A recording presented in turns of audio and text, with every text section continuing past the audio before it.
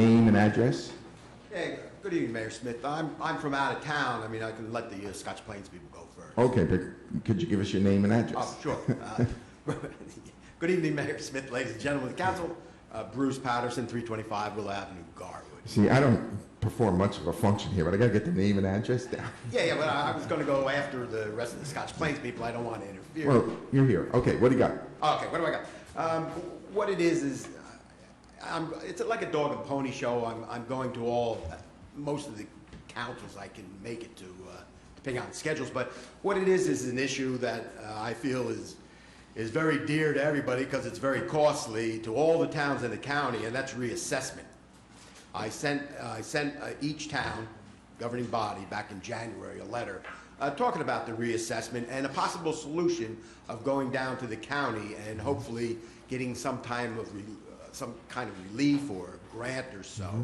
And I'm just here to make a plea, I guess, for all the towns to come together as a show of strength, because if you go down separately one by one, they kind of knock you down. I think you know the Imperial County as it is.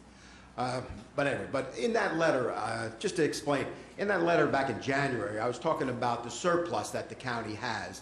And I've been following the county for many years because I'm an activist locally in the county for good government, transparency, and fairness to taxpayers. And that's primarily the reason why I'm here, is I want to see some fairness to all taxpayers in the county. So just in essence, the surplus that the county has, and they sold the Runnels Hospital, which you know, back in, I think it was 2014. And since then, they not only made about $4 million from the sale itself, which I kind of was rallying my saber, and I kind of coerced them into coming out with that infrastructure grant that they now have every year for all the towns, which is great. But in addition, the Runnels Hospital, since they sold it, they had an operating cost of taxpayers funded money of about $13 to $17 million. And those numbers are actually in their numbers. So, I mean, averaging it out, say $15 million a year.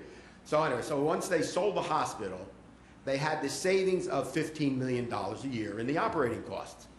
Well, did we see any tax relief from it? No, that year that they had, they increased taxes $6 million. So the question was, what happened to the $15 million? Okay, well, that was back in 2015. If you follow the county budget, and I don't think anybody who looks at the county budget, you know, it's big anyway, it's $500 million. But anyway, the surplus, as it accrued over the years, went from like $26 million in 2014. It was now $66 million. And they just got a AAA bond rating. Yeah, actually, I asked them. I go to the freeholder meetings, and I did ask, and they say one of the reasons why they have a AAA bond rating is I think it's from Moody's, by the way, is their reserves. But the question is, they got a AAA last year when their reserves was about $10 million less. So I mean, so now they have $10 million more. You got a AAA, you can't get any better than that. So the question here is, and I'm asking some kind of show of strength. And like I said, I'm going to the towns. I went to Fanwood last night. I actually sat down with the CFO of Plainfield, Mr. Ron West.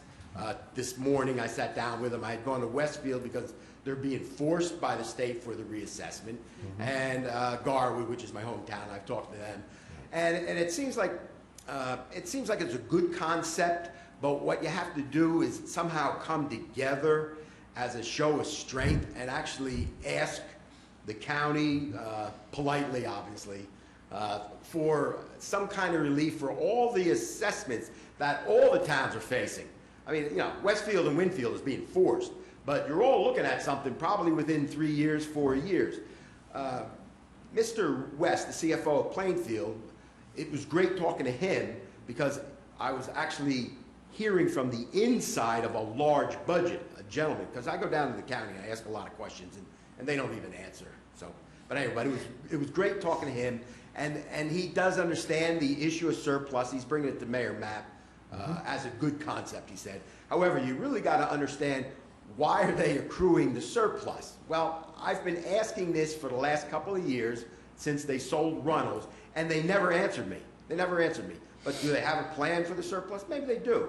But at this point, I would feel that the residents, you know, the assessment impact on the residents is really a priority that they should consider. So, I don't know, have you guys actually reached out and got some rough Well, figures here, on the assessment? we have no hard figures I'd like to address tonight, but it's substantial. It's gonna be Yeah, substantial. and in my researching, it looks like it's about $100 to $200 a house, so, you know, you have, what do you have, 8,000 houses, so, you know, you're talking maybe $1 million, $1.5 million. And don't hold anybody to these Just to numbers. make sure. Yeah. We don't have estimates that high, No, but it is right. substantial. Yeah, it's substantial, okay. But anyway, hopefully, the county, if we have a show of strength, and I'm just a resident, so I mean, obviously, it would be the governing bodies.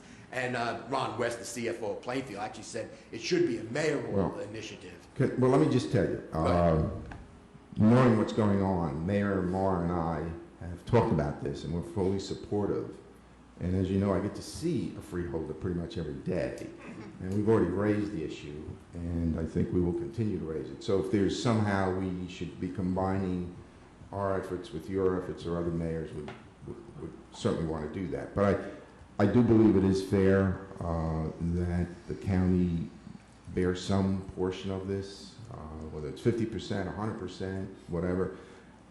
In that I think they had some responsibility to help us to make sure we were doing this, and nothing seems to have gone on. And as you point out, they seem to have a lot of reserves right now. So we're fully supportive of that, you know, and maybe we can work together going forward. If you want to, you know, stop in and talk to me or whoever, and how we join up with you, that would be good. Yeah, and possibly, I mean, to be the point person, you can maybe assign your town manager, Freeholder Mirabella, you know, to maybe reach out to the rest of the governing bodies to come together. I mean, you know, he would be the one. If he actually is concerned about Scotch Plains, he should be the one. We understand. Okay, but thank you very much. You know, I appreciate your comments. Any other questions? I mean, I'm here for the rest of the Well, I'll reach out to you. Maybe we can talk a little further. Sure. Thank you. I've talked to Llewellyn Jones, so I mean, you can get my contact information from him. Thank you very much. Okay, thank you. And